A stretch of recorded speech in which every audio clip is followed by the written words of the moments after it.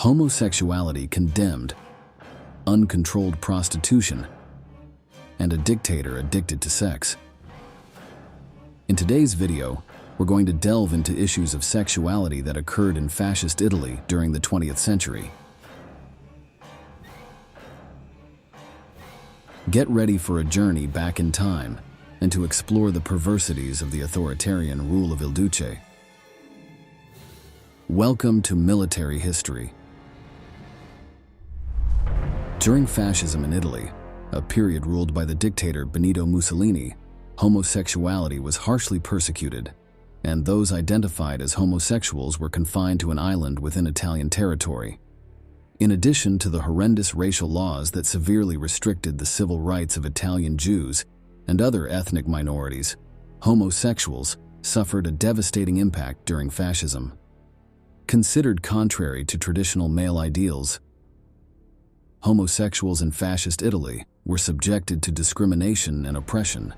Prior to and during World War II, in totalitarian Italy, homosexual men were labeled as degenerates and often assaulted by authorities. While no discriminatory laws against sexual dissidents were enacted, the government created an atmosphere where open manifestations of homosexuality could be forcefully suppressed with the approval of the population. Chilling statements from authorities of that time included, "We realize that public dances, beaches, and mountain places are frequented by many of these sick people, and young people of all social classes seek their company. These accursed effeminates are corrupting our people."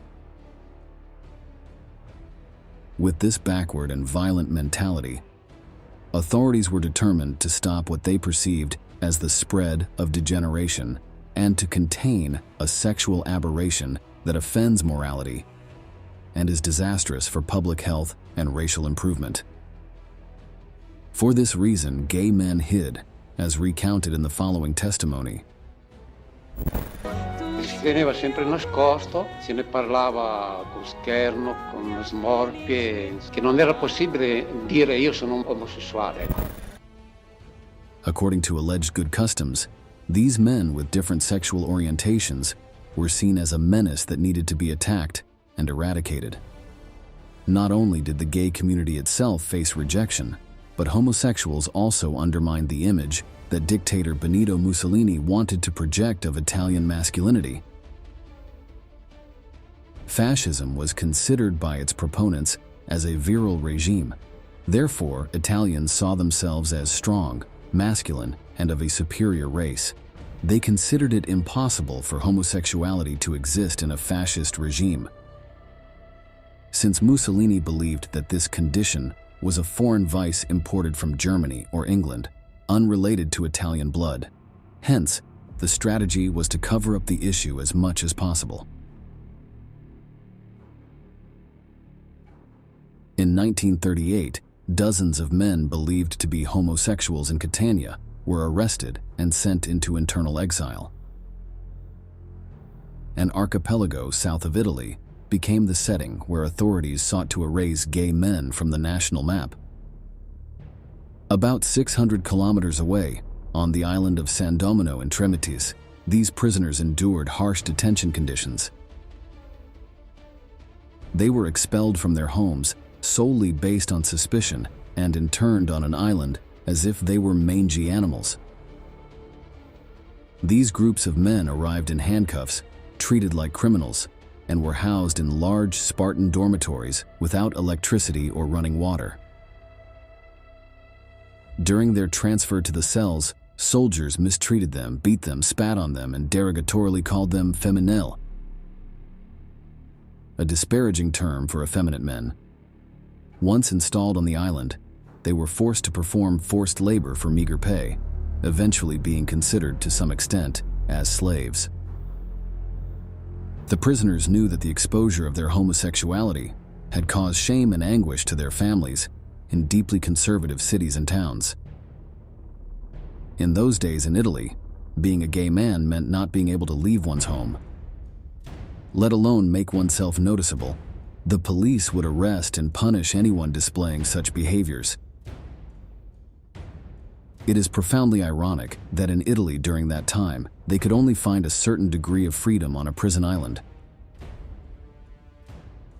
For the first time in their lives, these men were in a place where they could be themselves, free from the stigma that normally surrounded them in their devoutly Catholic country in the 1930s.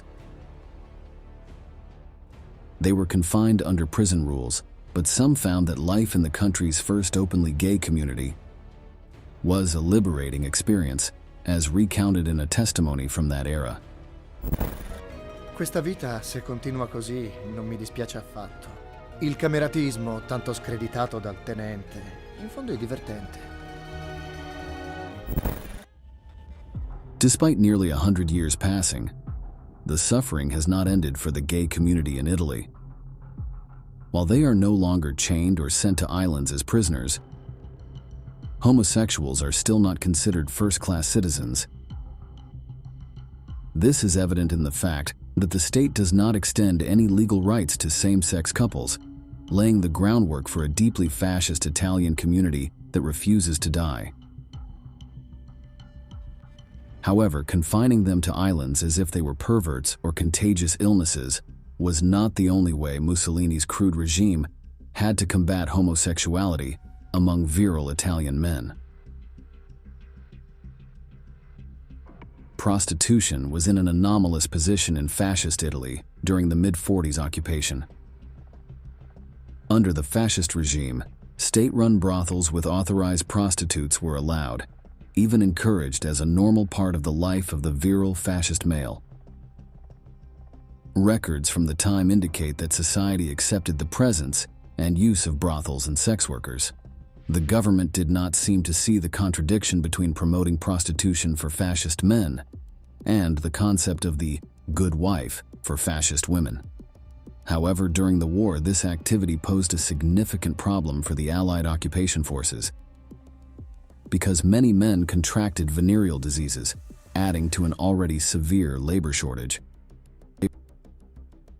It also posed a serious concern for Italian authorities, not only due to the spread of illegal and unlicensed prostitution, but also because many normally respectable women were drawn into the vice network out of economic necessity, to the detriment of themselves, their families, and society.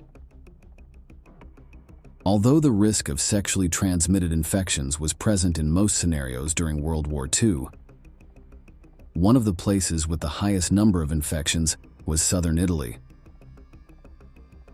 The terrible hunger endured by the population in this region in the last months of the German occupation led many women to offer themselves to soldiers in exchange for food or shelter. According to a report from Allied troops, out of 150,000 women in Naples, approximately 42,000 were engaged in prostitution. Makeshift brothels proliferated throughout the city of Vesuvius, many of which were nothing more than large halls where exchanges of favors took place without any privacy, visible to everyone. Prostitution was also widespread on the city streets, and it was as sad as it was common to find a young man willing to offer his sister's virtue in exchange for a can of food to help the family survive.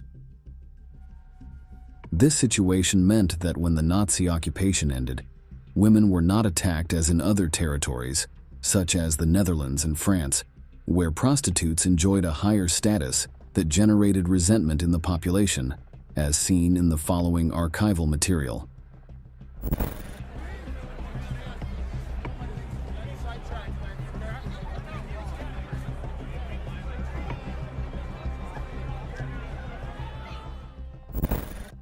The prevailing promiscuity of the time caused a violent epidemic of gonorrhea among Allied troops in the winter of 1943 and 1944. The military authorities, alarmed, reacted by conducting an intense awareness campaign, although it was not enough for the soldiers to take the necessary precautions. Within this campaign, one element would prove somewhat controversial for the soldier who put it into practice. It was a small booklet printed in Italian, featuring large letters that read, "I'm not interested in your syphilitic sister." This pamphlet was supposed to help soldiers avoid daily temptations offered to them on the street, but it actually became a source of unexpected conflicts. The troops, not mastering the Italian language, would sometimes show the paper directly to a Neapolitan who approached them for any other reason or motive. Upon reading the disrespectful reference to their sister, undoubtedly the most outrageous insult for a Southern Italian, the offense was met with immediate retaliation. This led to attacks and killings between locals and Allied troops who were supposed to liberate them. This over-sexualization of Italian society, whether through the promotion of prostitution or the portrayal of the Italian man as a virile male providing satisfaction for ladies, had one and only one responsible figure: Benito Mussolini. Mussolini was responsible for establishing a fascist regime in Italy, built upon the ideas of supremacy, nationalism, and racial purity, which he maintained from 1922 to 1943. Beyond his fixation on sexuality and being considered a depraved or sex addict, the truth is that the reputation of the unrestrained lover and libidinous symbol of Il Duce was well known throughout Italy during his time in power. Furthermore, his sexual appeal was a way of asserting dominance. If no man could match his exploits in bed, no man could challenge him for power. This basic and masculine reasoning was how Il Duce managed his relationship with both power and sex. Great historical dictators, aside from their political personas, often hide a dark side in their private lives. For example, much has been written about Adolf Hitler's sadomasochistic or incestuous behaviors. Regarding Benito Mussolini, however, more documents are emerging that certify the Duce's sexual obsessions with the numerous women who passed through his office. The Italian dictator was a sex obsessive, a sick individual with brutal behaviors. For the fascist leader, making love was synonymous with violation, and his sexual desire was insatiable. Mussolini's amorous escapades have been referenced in numerous biographies, and his chauffeur's memoirs claim that the dictator had relations with over 7,000 women during his rule.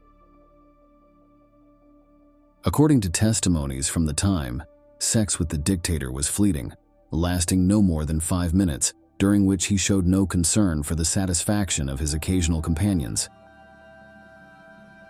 He behaved like a beast in heat. His megalomania was such that he tried to avoid strong-willed women, or those with a certain initiative, because it nullified and sexually inhibited him. He needed to dominate both inside and outside the bedroom.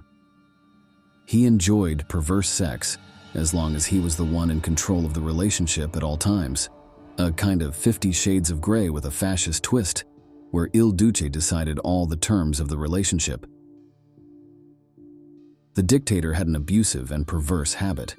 Hundreds of love letters arrived at his office daily from all over Italy.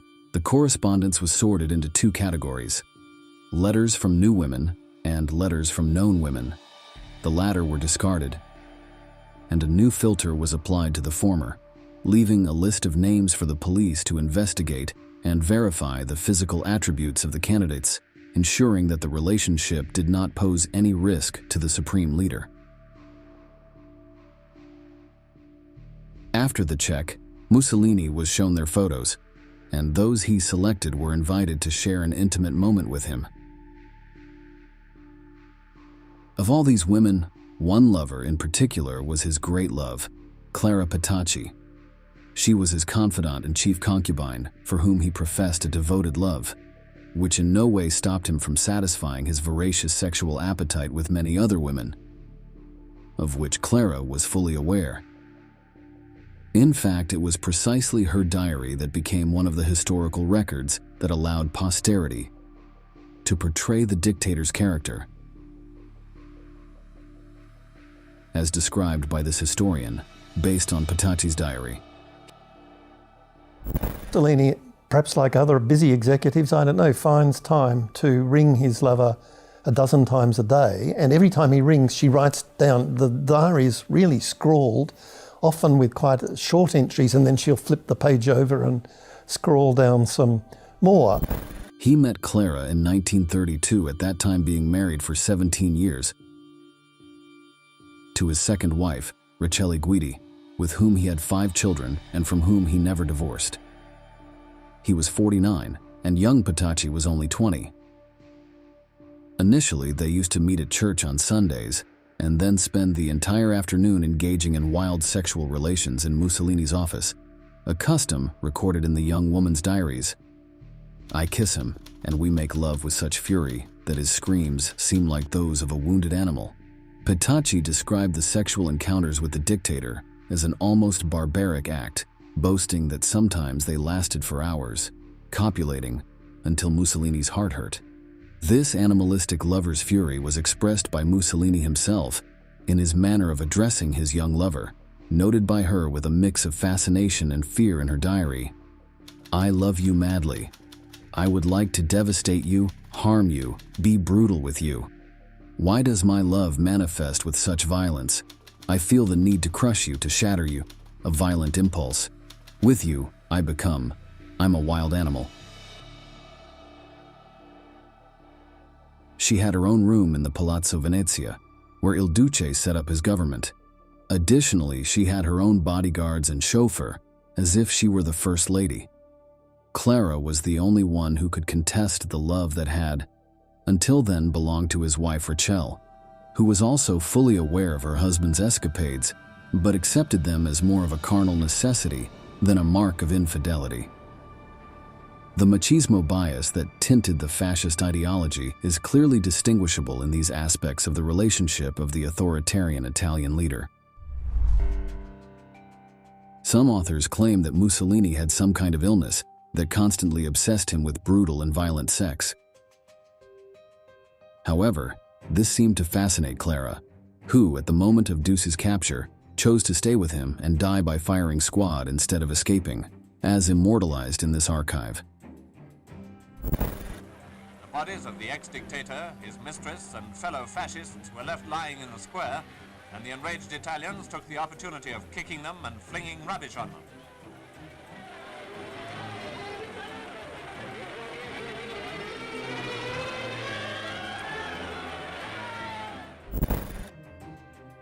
These have been the impressive and depraved stories of sexuality during fascist Italy.